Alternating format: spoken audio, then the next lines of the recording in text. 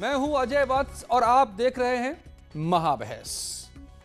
तो देश फिर से एक बार खतरे में है। मौत का बढ़ता आंकड़ा चिंता पैदा कर रहा है, क्योंकि जो प्रतिदिन नए मरीजों की तादाद 9,000 के आसपास आ गई थी, वो फिर से 56,000 58,000 के पास पहुंच रहा है। ये बात हम कर रहे हैं जाहिर है कोविड की। यही मार्च, पिछले साल का महीना याद होगा आपको, कैसे भूलेंगे हम आप। फिर से कोरोना का वैसा ही मार्च एक बार आ गया है। कोरोना मार्च कर रहा है बड़ी तादाद में। तो अब क्या, कितनी और कड़ाई, कितनी और दवाई, और कब तक ये लड़ाई? आज महाबहस इसी पर।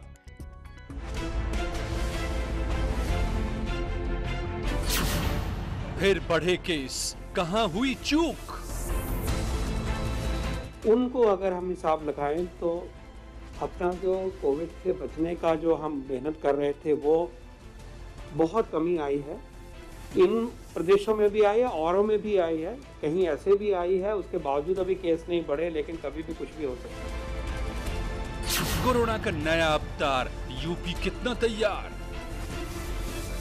हम लोगों ने कुछ एहतियात भी रखे, इंस्ट्रक्शंस तो दिए हुए हैं, लेकिन कंटेनमेंट जोन्स के बारे में आप भी कह रहे थे, वो बनाए हुए हम लोग ने, ज़्यादा कर रहे हैं हम लोग। यहाँ तक कि हमें डर है कि टियर 2 जो शहर हैं उसके अंदर भी ज़्यादा ना फैले, तो वहाँ पे भी एहतियात ज़्यादा रखा जा रहा है इस दफ़े। तो और टेस्टिंग का भी लेवल अब हम लोग उसको बढ़ाते ही जा रहे हैं। वैक्सीन की 2 डोज, लापरवाही फुल डोज। इसमें सिम्टम्स पुराने वाले नहीं हैं। ज़्यादातर लोगों को एसिम्टोमेटिक ही हैं, कुछ लोगों में सिम्टम्स हैं तो हल्के फुल्के हैं, बहुत ज़्यादा इस तरीके से नहीं है कि जितने पहले बहुत तीखे और बहुत ज़्यादा रिस्क हो रही थी, बहुत वाइटल साइंस खराब हो रहे थे, ऐसा वाला नहीं है। कड़ाई दवाई, कब तक लड़ाई? आज महाबहस इसी पर। जी हाँ, तो ये जो आंकड़े हैं कुछ दिनों के, वो परेशान करने वाले हैं। और इन आंकड़ों के बल पर जो दिखाई दे रहा है, अब यूपी की बात करें तो 918 केस नए सामने आए हैं एक दिन में। और टोटल आंकड़ा जो है कुल एक्टिव केसेस का फिर से 10,000 को छू रहा है, 9,000 के पार कर चुका है। और लखनऊ में ही सिर्फ 3,000 के करीब एक्टिव केसेस हैं। ये बहुत कम हो गया था आंकड़ा, रफ्तार फिर पकड़ रही है। तो मेरे साथ इसलिए बेहद ही खास लोग आज मेहमान जुड़े हुए हैं। मैं पहले आपको बुलवाऊं, डॉक्टर मेजर देवेंद्र सिंह नेगी हैं जो डीजी हेल्थ हैं यूपी के। डॉक्टर पंकज छाबड़ा हैं, स्वास्थ्य रोग विशेषज्ञ हैं। डॉक्टर निमी रस्तोगी स्वास्थ्य सदस्य हैं कोविड टास्क फोर्स की। समीर भाटी साहब हैं सदस्य कोविड जागरूकता कमेटी के। और डॉक्टर प्रीति सिंह हैं वरिष्ठ चिकित्सक। स्वागत है आप सभी का। Doctor Preeti Singh, let me start from you. आप हर रोज बहुत सारे मरीजों को देखती हैं, और ख़ास तौर से बड़ी चिंता वाली बातें इस दौर में रहती हैं प्रेगनेंसी को लेकर के भी। And you as I believe you are an obstetrician. तो ये अब फिर से जो एक बार कोरोना मार्च करता नजर आ रहा है, कितनी चिंता? नहीं अजय जी, ये बहुत चिंता वाली बात है। पिछले साल जब हम लोगों ने कोविड देखा था, 22 मार्च से लॉकडाउन हुआ था। उसके बाद काफ़ी पेशेंट्स आते थे, पर धीरे धीरे अक्टूबर नवंबर से ये धीरे धीरे कम होने शुरू हो गए थे। पर ये जनवरी से फिर से बढ़ने शुरू हो गए हैं। जहाँ 10 पेशेंट का टेस्ट होता है और उसमें 3 या 4 पॉजिटिव आने शुरू हो गए। पहले तो 10 में से 7 आते थे, बीच में नवंबर दिसंबर में बहुत कम हो गए थे, कभी किसी दिन कोई भी पेशेंट पॉजिटिव नहीं आ रहा था जी। अब फिर से ऐसा शुरू हो रहा है कि आपको देखने को मिल रहा है कि पेशेंट के कोविड पॉजिटिव आ रहा है, पेशेंट प्रेग्नेंट है। यूजली प्रेग्नेंट पेशेंट तो अभी कैच अपने घर वालों से ही कर रही है, हस्बैंड वर्किंग है या कहीं जा रहे हैं या कोई घर का और सदस्य बाहर काम कर रहा है, और उतना प्रिकॉशन नहीं ले रहे। तो जैसे आपके बाहर के लोगों में बढ़ेगा, वैसे आपके घर में इन्फेक्शन बढ़ेगा और प्रेग्नेंट वुमेन को बढ़ेगा। तो ये मेन आपका उसी रीजन से है कि हम लोग जो कोविड एप्रोप्रिएट बिहेवियर है वो हम उसे बहुत अच्छे से फॉलो नहीं कर रहे, तो इसकी वजह से पॉजिटिविटी बढ़ रही है। यानी कि लापरवाही बढ़ रही है। इसलिए क्या बढ़ रही है? डॉक्टर निमी रस्तोगी, आप तो कोविड टास्क फोर्स की मेंबर हैं, क्या आपका क्या आकलन है कि हम लापरवाह हो गए, बेतकल्लुफ हो गए थे, लगा था कि अब सब ठीक हो गया, अब कोरोना गया? बिल्कुल बेतकल्लुफ़ हो गए और बहुत साहसी भी हो गए हैं हम लोग, बहुत ब्रेव समझने लगे अपने आप को। और आज जब 371 दिन हो चुके हैं और 1.25 करोड़ केसेस आ चुके हैं और 1,60,000 के लोग के करीब लोग जान खो बैठे हैं, उसके बाद भी स्क्रैच से, शुरुआत से लोगों को सिखाना पड़ रहा है। लोगों को ऐसे लगता है जैसे कोरोना गया, ख़त्म हो गया, इसमें कुछ नहीं है, हल्का सा खांसी जुकाम है। लेकिन इतने सब सबक सीखने के बाद फिर से हम वापस उसी स्थिति में आ गए हैं 1 साल के बाद। मुझे थोड़ी सी निराशा होती है। हम लोग को समझदारी से काम लेना चाहिए। जी, ये वाकई जो आप कह रही हैं कि निराशा वाली बात है, सच में अपने आप में जो है ये है। डॉक्टर मेजर देवेंद्र सिंह नेगी साहब, डीजी हेल्थ यूपी, उनसे भी समझता हूं, हालांकि जो आंकड़ा मुझे मिल रहा है, जितने आंकड़े आ रहे हैं 56,000 के पार जो पहुंचा है आंकड़ा पूरे देश में एक दिन में नए मरीजों की, यूपी का बड़ा कम योगदान है, 0.6% से, जबकि आधे करीब जो बढ़ रहे हैं वो महाराष्ट्र, पंजाब, छत्तीसगढ़, मध्य प्रदेश से ही बढ़ रहे हैं करीब करीब। लेकिन खतरा तो यहां भी मंडरा रहा है, केसेस लगातार छलांग लगा रहे हैं। मेजर साहब,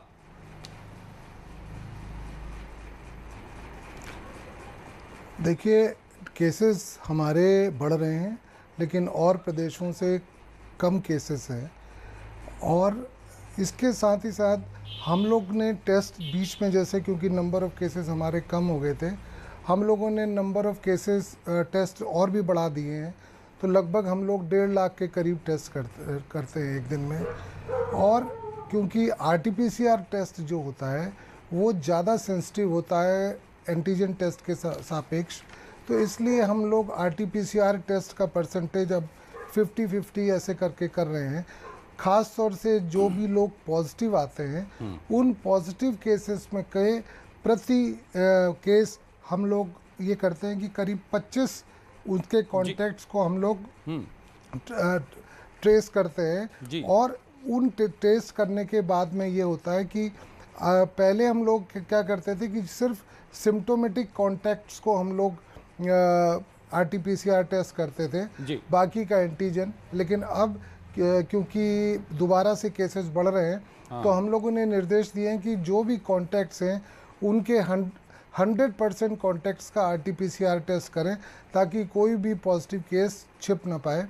और पॉजिटिव टेस्ट जो भी मिलता है तो उसको ये होता है कि नंबर ऑफ टेस्ट करने में हम ज़्यादा केसेस ढूंढ लेते हैं, पॉजिटिव केसेस, तो उनको हम लोग सेपरेट कर लेते हैं। सेपरेट करने के बाद में जो तो ये पूरी मुस्तैदी सेपरेट करते हैं तो वो लोग और इन्फेक्शन नहीं फैला पाते। यूपी में तो आप पूरी मुस्तैदी दिखा रहे हैं और इसी का नतीजा है कि अभी यहाँ ग्रोथ रेट बहुत कम है, 0.6% कंट्रीब्यूशन है पूरे देश में जितने नए मामले आ रहे हैं। लेकिन 918 नए केस आए हैं आज, और ये कभी 100 के नीचे चला गया था। तो क्या फिर चूक कहाँ हो रही है, मैं पूछूंगा, दोबारा आता हूँ आपके पास। तो लेकिन मैं जोड़ता हूँ डॉक्टर पंकज छाबड़ा साहब के, जो श्वास रोग विशेषज्ञ हैं। हमारे रेस्पिरेटरी सिस्टम को सबसे ज़्यादा ही अफेक्ट करता है ये कोरोना। डॉक्टर साहब, डॉक्टर छाबड़ा, ये जो आज नीति आयोग के सदस्य ने कहा है कि rising death toll, situation bad to worse, nation at risk, तो सबसे ज़्यादा तो हमारा लंग रिस्क पे है। क्या ये होली और उसको रिस्क पे डालेगा?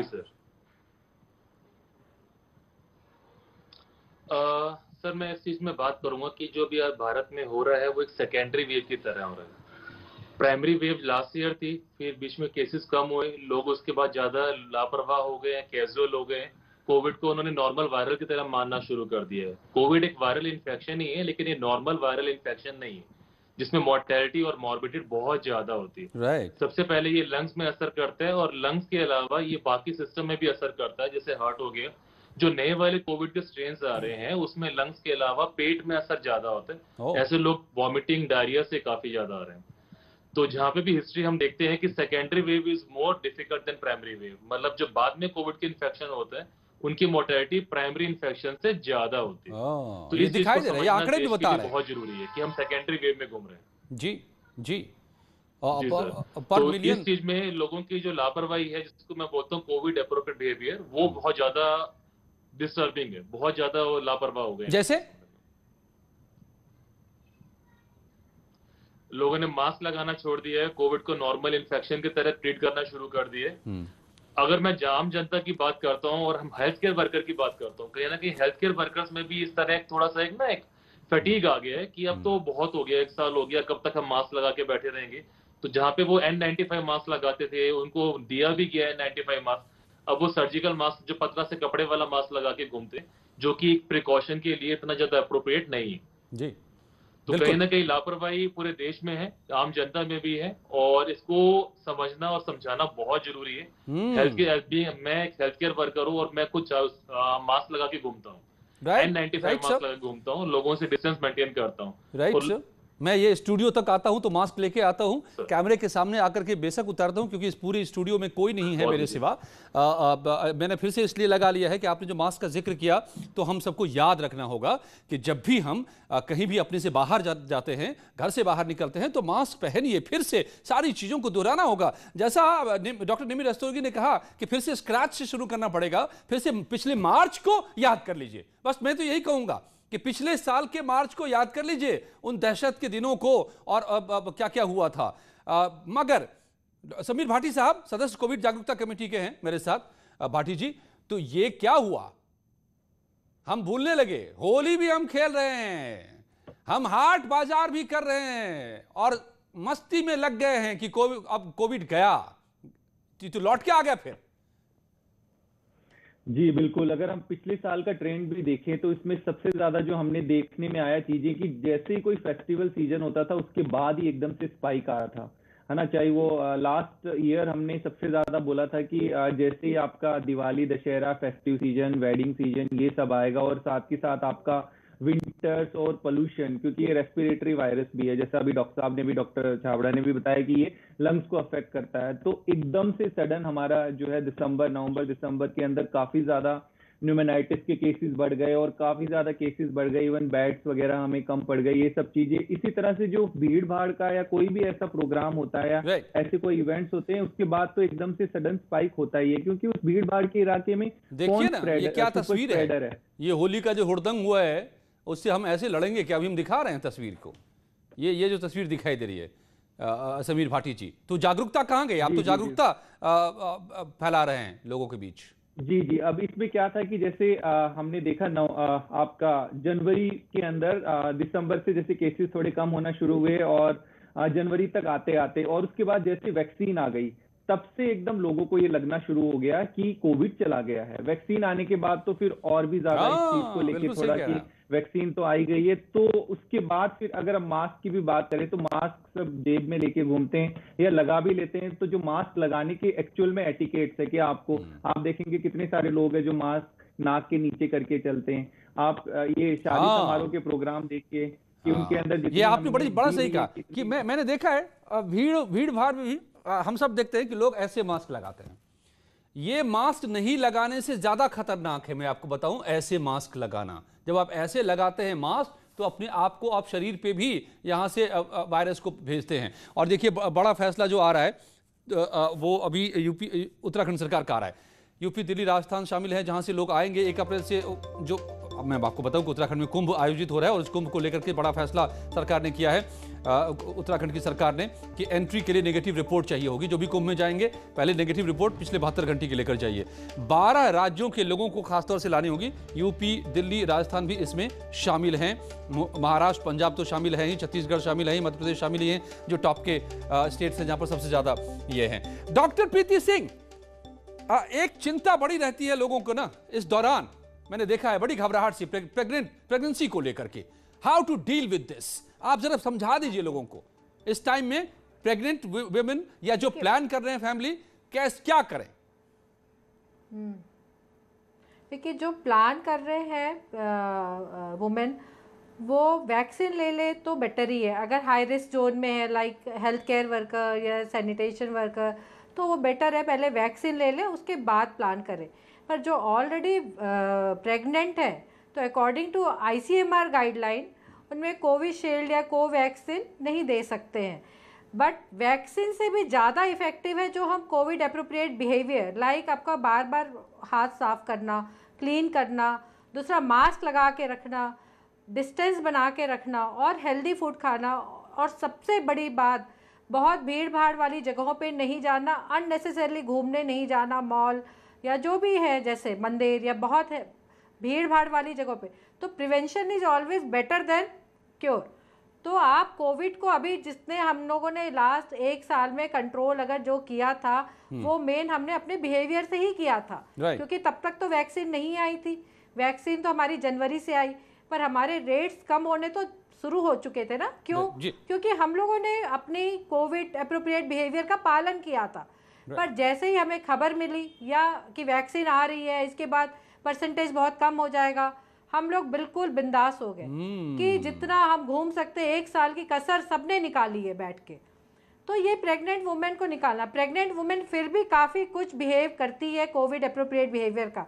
हमने अपनी जो प्रैक्टिस में हम लोग देखते हैं कि वो काफी कुछ करते। बेसिकली वो तो एक कैरियर होते हैं, उनको किसी से मिलता है इन्फेक्शन। मुझे लगता है कि उनके आसपास जो लोग हैं, अगर घर वाले साथ में करें, उनकी जिम्मेदारी और बढ़ जाती है कि उनके आसपास के लोग पूरी तरह से कोविड बिहेवियर का फॉलो करें। डॉक्टर निमि रस्तोगी, कि वो गर्भवती महिलाओं का भी ध्यान रखें साथ में, बिल्कुल, ताकि उन तक न लेकर जाए वायरस। वो तो खुद महफूज रखे ही, और जो प्लान कर रहे हो वो बेहतर है कि पहले वैक्सीन लगाएं फिर प्लान करें तो ज्यादा अच्छा होगा। ये अगर वो हाई रिस्क या हाई रिस्क ग्रुप में हैं कोई तो भी उनको साथ में मेडिकल डिसऑर्डर है या कोई हेल्थ केयर वर्कर है तो बेहतर है पहले वैक्सीन ले लो, उसके बाद प्लान करें। Yes ma'am.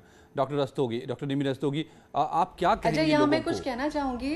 मैंने एक रिपोर्ट पढ़ रही थी जिसमें ये था कि पूरे 2020 से 21 में इतनी कम लोगों ने प्रेगनेंसी प्लान किया है, बिकॉज बहुत मुश्किल है प्रेगनेंसी के साथ रिपीटेड चेकअप, हॉस्पिटल जाना, तमाम तरह की प्रिकॉशन लेना।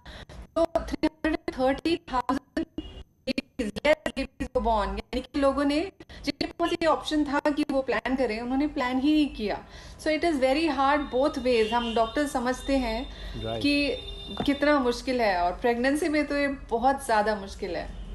बेशक, और पता नहीं ये कितना बड़ा स्पाइक लेकर आएगा। ये जो तस्वीरें हम देख रहे हैं होली की, कितना ज़्यादा इजाफा लाएगा, ये इससे भी डर लग रहा है। डॉक्टर मेजर देवेंद्र सिंह नेगी साहब, डीजी हेल्थ यूपी के जुड़े हुए हैं। नेगी साहब, ये तस्वीरें तो अच्छी नहीं हैं जो हमें मथुरा वृंदावन की दिखाई दे रही हैं, पता नहीं कहाँ के तस्वीरें हैं जो होली का हुल्लड़ चल रहा है। तो तैयार है ना कि अभी तो 100 से 918 पे पहुंचे हैं हम यूपी में, कम हैं अभी हम बाकी राज्यों के मुकाबले, लेकिन हो सकता है बड़ा स्पाइक हमें झेलना पड़े।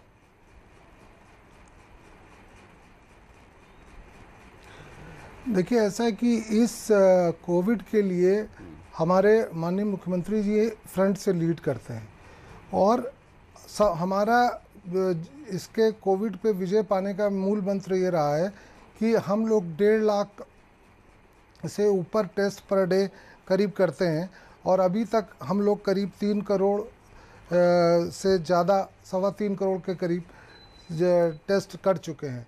तो ज़्यादा केसेस इस प्रकार से मिलने से हम उन लोगों को सेपरेट कर लेते हैं जी। प्लस हमारे पास जैसे पहले था कि हमारे पास 1.5 लाख करीब बेड्स हैं, जिसमें से 7,000 बेड आईसीयू के बेड्स हैं, जिसमें कि वेंटिलेटर्स, HFNC और बाकी ऑक्सीजन की फैसिलिटीज़, बाईपैप, ये सारी सुविधाएं हमारे पास उपलब्ध है। बिल्कुल नेगी साहब, ये हमने लगातार दिखाया है यूपी में, नोटिफाई कर और इसी वजह से यूपी ने बहुत कामयाबी के साथ कोरोना पर काबू पाया। जो फर्स्ट वेव था, खुद WHO ने तारीफ की, लेकिन सेकेंड वेव में हम कहीं चूक तो नहीं कर रहे हैं? ये मेरा बड़ा सवाल है। अभी तक तो ठीक ठाक चल रहा है, बहुत ज़्यादा नहीं चिंताजनक बनी है स्थिति, लेकिन बहुत तेजी से इजाफा हो रहा है। 100 से 1000 पर पहुंच गए पर डे में हम, और अभी होली के नतीजे आने बाकी हैं। अगले 4-5 दिनों में उसका पता चलेगा।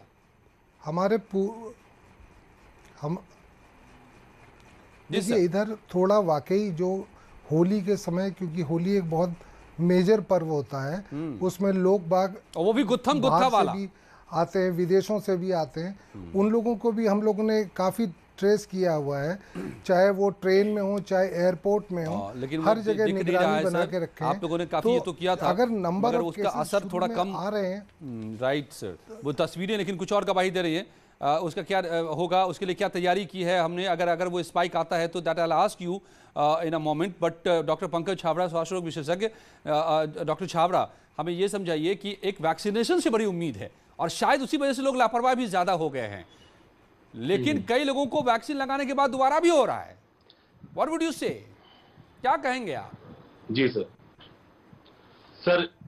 एक तो vaccination is a very good tool, एक हथियार है हमारे पास कोविड से लड़ने के लिए, बट वैक्सीनेशन अलोन कोविड को नहीं हरा सकता। ये गवाह है कि कोई भी वैक्सीन 100% इफेक्टिव नहीं होती। हाँ, डेफिनेटली वैक्सीन केसेस को कम करती है, केसेस की सीवियरिटी को कम करती है, लेकिन ऐसा नहीं कि आपने वैक्सीन लगवा लिया उसके बाद मास्क उतर गया और आप कहीं पे भी आजाद हैं। जी, ऐसा करना एक बहुत ही खतरनाक संकेत होता है। हम अपने पेशेंट्स को यही बोलते हैं कि वैक्सीन एक कार की सीट बेल्ट की तरह है। आप सीट बेल्ट लगा के चलते हैं तो एक्सीडेंट से बचाव होता है, लेकिन एक्सीडेंट होने के बाद भी कभी कभी इंजरीज हो जाती हैं, पर फिर भी आप सीट बेल्ट लगाते हैं। ऐसा नहीं कि सीट बेल्ट लगाए और आप रॉन्ग साइड में गाड़ी ड्राइव कर लेते हैं। सीट बेल्ट लगाने के बाद भी आप रूल्स को फॉलो करते हैं। वैसे ही वैक्सीन लगवाने के बाद भी ऐसा नहीं है कि आप और रॉन्ग साइड चलने लग जाएं, हाँ, या कोविड अप्रोप्रिएट बिहेवियर को हटा दें। जी, वैक्सीन लग गया बहुत अच्छी है, थोड़ा प्रिकॉशन उससे मिल जाएगा आपको, हाँ, लेकिन वैक्सीन लगने के बाद भी आपको अपने बिहेवियर्स को कंटिन्यू करना है। आपको हैंड वॉशिंग करना है, सोशल डिस्टेंसिंग का फॉलो करना है, जी, मास्क लगा के ही रहना है। ये वैक्सीन एक कोविड अप्रोप्रिएट बिहेवियर का सब्स्टिट्यूट नहीं है। दोनों चीजें साथ साथ चलेंगी तभी कोविड से जय मिलेगी। बिल्कुल, तो ये दोनों चीज़ों को करना पड़ेगा। डॉक्टर प्रीति सिंह, तो हमें आप खासतौर से प्रेगनेंसी को लेकर के आप हाईलाइट कर रही हैं, तो वैक्सीन भी ज़रूरी है, लेकिन उसके बाद सावधानी भी बरतती रहनी है, तभी हम इसको रोक पाएंगे जो फिर से शुरू हो रहा है। ज़्यादा जरूरी है। हाँ जी, हाँ जी। जो दोबारा आंधी आई है कोविड की, उसको रोकने के लिए डॉक्टर प्रीति। जो दूसरी आंधी आई है, सेकेंड वेव, जब हम बोल रहे हैं कि कोविड की आ रही है, ये मेन तो हमारी लापरवाही की वजह से आई है। वैक्सीनेशन तो शुरू हो गया, पर जैसे अभी डॉक्टर छाबड़ा ने बोला कि सारे वैक्सीनेशन 100% इफेक्टिव नहीं है। और दूसरी कुछ तो रिस्पॉन्सिबिलिटी ये भी आ रही है कि जो इतना म्यूटेशन ना, वायरस ही अपना रूप चेंज करता जा रहा है, इतने म्यूटेशंस हो रहे हैं, तो उसकी वजह से भी थोड़ी सी प्रॉब्लम है। पर फिर भी जो हमारी वैक्सीन है वो सारे स्ट्रेन में इफेक्टिव है। 100% इफेक्टिव नहीं है तो पार्शली इफेक्टिव तो है, साथ ही कुछ न कुछ सीवियरिटी बचाव तो भी कम करता है। करती है। जो भयानक, हाँ, जो भयानक रूप हम लोगों ने देखा था मई जून में कि बहुत सारे लोगों ने अपने प्रियजनों को खोया, उतनी सीवियरिटी नहीं होती है। हाँ, तो यानी कि वैक्सीन फिर भी लगाएं, वैक्सीन दोबारा भी वैक्सीन के बावजूद दोनों जरूरी है। राइट, तो वैक्सीन लगाने के बावजूद अगर हो रहा है, पर सीवियरिटी तो कम है। राइट, तो सीवियरिटी कम है कि आपका असर कम होगा, यही आज नीति आयोग के भी सदस्य ने बताया है, डॉक्टर पॉल ने। एक बात बताइए नेगी साहब कि ये यूपी में तो अफ्रीका वाले स्ट्रेन, ब्रिटेन वाले स्ट्रेन सब अब मिलने लगे हैं, ये कितना खतरनाक है?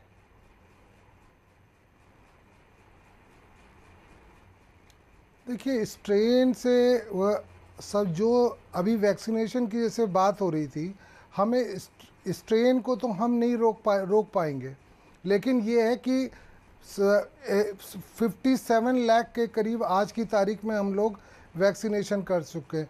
तो और पहले ये था कि हेल्थ केयर वर्कर, फिर फ्रंट लाइन वर्कर, फिर 60 इयर्स और more than 45 years with comorbid condition. अब ये हो गया है कि 45 इयर्स के जो भी हैं उनको वैक्सीनेशन किया जाए। तो जब इस प्रकार से हम वैक्सीनेशन करेंगे तो एक ग्रुप को जो कि जिनकी इम्यूनिटी भी कम होती है और those who are more susceptible for the COVID और कॉम्प्लिकेशंस भी ज़्यादा होते हैं, तो उनको वैक्सीनेशन हम लोग करवा के वो करेंगे। पहले हम लोग ये कर रहे थे, आज की तारीख में ये हो रहा है कि सोमवार से लेकर शनिवार तक चाहे कोई भी गवर्नमेंट हॉस्पिटल हो, प्राइवेट हॉस्पिटल हो, CHC हो, उस पर हम लोग 6 दिन जो है वैक्सीनेशन कर रहे हैं। और अब क्योंकि जब 45 के ऊपर बढ़ेगा तो हम जो और भी चिकित्सालयों में अपना वैक्सीनेशन का काम जो है वो शुरू करेंगे। तो वैक्सीनेशन के साथ साथ, लेकिन मैं यहाँ पर एक बात और भी कहना चाहता हूँ कि वैक्सीन से आप क्योंकि वैक्सीन तो एंटीबॉडी बनाती है, एंटीबॉडी बॉडी के अंदर रहते हैं। अगर हम मास्क नहीं इस्तेमाल करेंगे तो वायरस तो हमारे प्रवेश तो करेगा ही करेगा। तो इसलिए मेरी सबसे ज़्यादा सब लोगों से रिक्वेस्ट है आपके माध्यम से और करबद्ध प्रार्थना है कि जब भी घर से बाहर निकलें मास्क को जरूर लगा के रखें। मास्क एक ही मात्र प्रोटेक्शन आपका इसका है कोई जिसको कि आप नहीं फॉलो है। कर सकते हैं। मास्क उसके तो साथ लगाना साथ ही अगर आप होगा। पॉसिबल है, हाँ ठीक बात है, मास्क को नहीं भूलना है अभी, चाहे वो आप वैक्सीन लगा चुके हो फिर भी मास्क के बिना कोई विकल्प नहीं है। नहीं तो एक्सीडेंट तब भी हो सकता है, जैसा कि डॉक्टर छाबड़ा ने बताया। जैसे मैं 2 डोज लगा चुका हूँ। हाँ जी जी जी नेगी साहब एक चीज बताइए ना कि आपका जो डोज है वो मैं मास्क के इस्तेमाल करता जी सर, हमारे जो वैक्सीन है क्या वो ये अफ्रीकन, ब्रिटेन या बाहरी वाले स्ट्रेन सब पर नए स्ट्रेन जो आ रहे हैं म्यूटेशन के बाद उन पर भी प्रभावी है? देखिए ये तो ऐसा है कि जो सब पे प्रभावी होता है और प्रभावी होने के साथ साथ एंटीबॉडी अगर बनते हैं तो एंटीबॉडी तो उसके अगेंस्ट में काम करेंगे। और दूसरी ये चीज़ है कि अगर इन्फेक्शन होता भी है तो उसकी सिवियरिटी ऑफ द डिजीज़ और साथ ही साथ जो है उसका कॉम्प्लिकेशंस जो है वो लेस होते हैं। ठीक है, मैं एक बड़ा अहम सवाल आपसे पूछने वाला हूं, लेकिन वो आखिर में पूछूंगा। वो सबसे बड़ा सवाल होगा, सबके मन में है कि क्या फिर से लॉकडाउन के आसार बन सकते हैं, लेकिन मैं इसका जवाब लूंगा थोड़ी देर में। पहले डॉक्टर छाबड़ा, ये डॉक्टर छाबड़ा। जी सर। Yes sir. हाँ जी। हाँ, ये जो नए स्ट्रेन्स आ रहे हैं उसको लेकर के हमें कितना डरने की जरूरत है, या हम वैक्सीन लगाएं, हम प्रिकॉशन लें तो बात बराबर है, चाहे वो कोई सा भी स्ट्रेन हो? जी सर, वैक्सीन जैसे सर ने बोला कि कोई भी वैक्सीन, अब जैसे इंडिया में 2 वैक्सीन अभी अप्रूव्ड है, कोविशील्ड और कोवैक्सीन, इनका कहीं ना कहीं क्रॉस प्रोटेक्शन बाहर वाले स्ट्रेन के साथ ही है। ऐसा नहीं है कि ये वाली वैक्सीन नए वाले स्ट्रेन के लिए बिल्कुल इनइफेक्टिव है। हाँ, थोड़ा बहुत ऊपर नीचे इसमें एफिकेसी में फर्क हो सकता है और वो बिल्कुल माइनर इफेक्ट होगा। ऐसा नहीं कि एक वैक्सीन 75% इफेक्टिव है और नए स्ट्रेन पे वो 20% इफेक्टिव हो, तो जस्ट 75 और 70 वाला रेशियो हो सकता है। बाकी अगर हमने वैक्सीन लगवा रखी है और उसके बाद कोई वाइल्ड स्ट्रेन जिसको हम बोलते हैं, म्यूटेंट स्ट्रेन हमको इन्फेक्ट करता है, तो हमारे अंदर पहले से एंटीबॉडीज होती हैं, तो क्रॉस इन्फेक्शन थोड़े कम होता है। राइट। समीर जी एक जल्दी से एक सवाल का आप जवाब दीजिए और फिर मैं पूछूंगा लॉकडाउन वाली बात डीजी हेल्थ साहब से। ये अब देखिए, 1.5 साल से लोग मिले नहीं हैं, होली पर्व त्योहार का समय है, लोग आ जा रहे हैं मिलने के लिए, तो अगर वो आ ही जाते हैं तो फिर भी क्या बचना मुमकिन है? कैसे बचें? नहीं, जैसे अभी बोला है, आप देख भी रहे हैं जिस तरह से अभी केसेस फिर से स्पाइक हो रहे हैं और सेकंड लहर आ चुकी है, तो इस टाइम तो जो नॉन एसेंशियल ट्रैवलिंग है वो तो बिल्कुल हमें स्टॉप करनी पड़ेगी। और जैसे बहुत सारे राज्यों ने अब वो लगा भी दिया है कि वहां पे आप बिना RT-PCR की नेगेटिव रिपोर्ट के भी आपकी एंट्री नहीं होगी। तो ये सब चीजों को और नियमों को तो मानना पड़ेगा और अननेसेसरली हमें नॉन एसेंशियल समय नहीं है। बस एक सवाल जल्दी से नेगी साहब आप बता दीजिए 10 सेकंड के अंदर में, समय नहीं है फिर भी, क्या कोई आसार है कि फिर से लॉकडाउन की नौबत पैदा हो सकती है जी, खास करके उत्तर प्रदेश में? देखिए जब पिछली बार लॉकडाउन लगा था तो उस समय पिछली बार जो लॉकडाउन लगा था तो हमारे पास रिसोर्सेज बहुत कम थे। तो जैसे हमारे पास एक ही लैब थी, अब हमारे पास गवर्नमेंट की लैब्स हैं, प्राइवेट लैब्स हैं, हमारे पास PPE किट की कमी थी, कैप, मास्क, सैनिटाइजर, हर चीज की कमी थी। तो क्योंकि हमारे पास तो अब आप कह रहे हैं कि हम तैयार हैं सिस्टम के तौर पर, तो लॉकडाउन के तो आसार नहीं हैं, तो बस एक ही आसरा है, वो है 2 गज की दूरी और मास्क भी जरूरी, वैक्सीनेशन के साथ साथ इनका भी पालन करना ही होगा। ये गांठ बांध दीजिए वरना फिर से चपेट में ले लेगा ये कोरोना। ये बड़ा बदमाश है, फिर से लौट कर आ गया है। और अब जानते हैं इस वक्त की खबरें। आप सबका धन्यवाद करते हुए